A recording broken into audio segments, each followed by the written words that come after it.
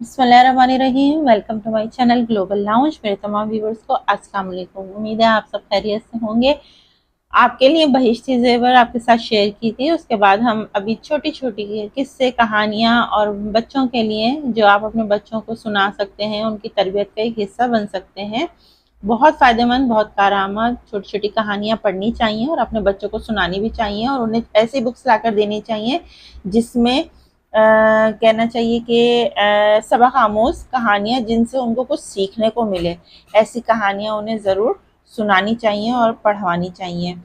तो ऐसी छोटी छोटी मैगज़ीन से, रिसालों से देख के हम अपने बच्चों के लिए कहानियाँ जो हैं वो आपके साथ शेयर कर रहे हैं। इन्हें आप पढ़ भी सकते हैं, देख भी सकते हैं और हमारे चैनल के ज़रिए सुन भी सकते हैं।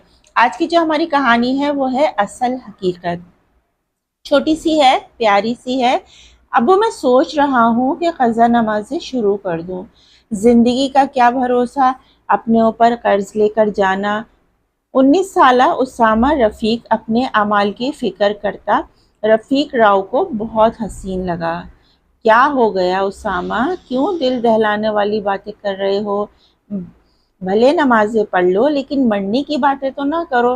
बेगम रफ़ीक ने उसामा की बातों से घबरा कर कहा, इसे घर घिर का घिर का ओ प्यारी माँ, मरने की बातें ना करें तो जिए कैसे?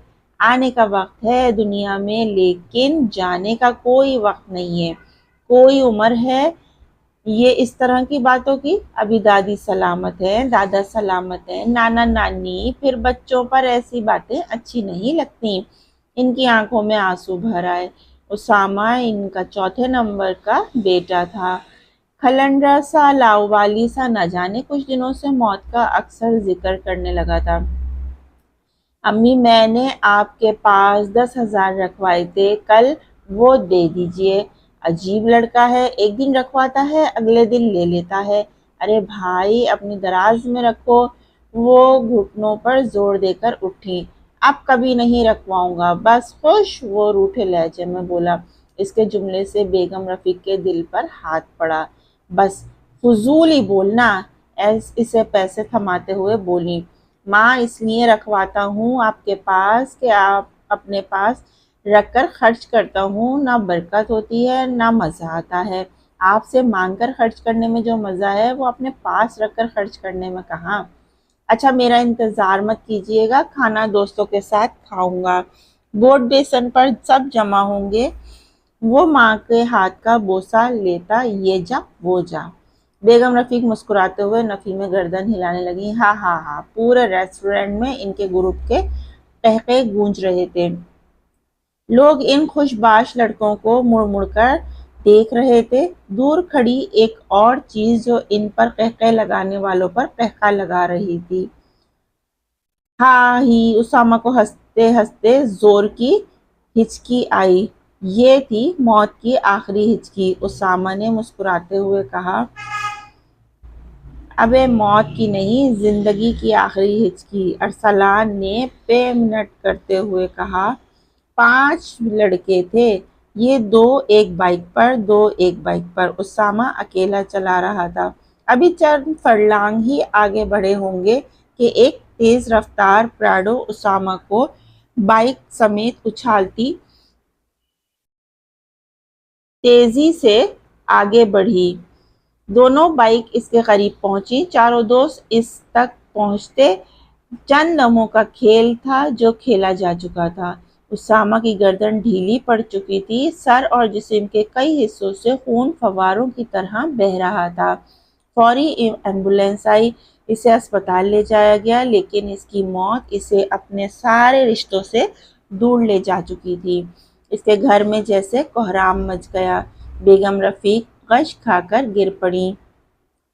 उसामा के अल्फाज, इसकी बातें घर में गूंज रही थीं कि इंसान के दुनिया में आने की तो तरतीब है कि पहले दादा, फिर बाप, फिर पोता दुनिया में आता है, लेकिन जाने की कोई तरतीब नहीं।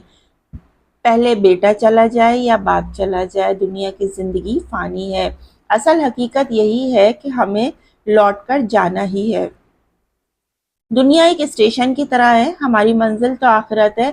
کب آخرت کی سواری آئے اور ہم سوار ہو کر چلے جائیں۔ آخرت کی تیاری ضروری ہے، اور اسٹیشن دنیا میں انسان کو بھوک لگتی ہے، اسے پورا کرنا ضرورت ہے ہماری، لیکن ہم نے ضرورت کو ضروری ترجیح دی ہوئی ہے۔ کہیں ایسا نہ ہو کہ ضرورت کو پورا کرنے کے چکر میں ہم اپنی ضروری چیز آخرت کی تیاری رہ جائے۔